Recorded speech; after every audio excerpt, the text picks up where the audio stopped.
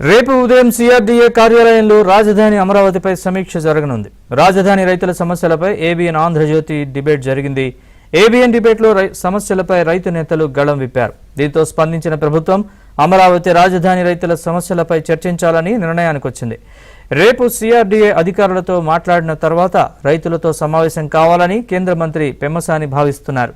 ఇదే అంశానికి సంబంధించిన పూర్తి వివరాలు ఏపీ బ్యూరో చీఫ్ రామారావు అడిగి తెలుసుకుందాం. నరేష్, రాజధాని రైతుల సమస్యలపై ఈ రోజు రాత్రి 7 గంటలకు జరిగిన ఏబిఎన్ డిబేట్ లో రైతు నేతలు కళం ఇవ్వటంతో రాష్ట్ర ప్రభుత్వంలో కదలిక వచ్చింది.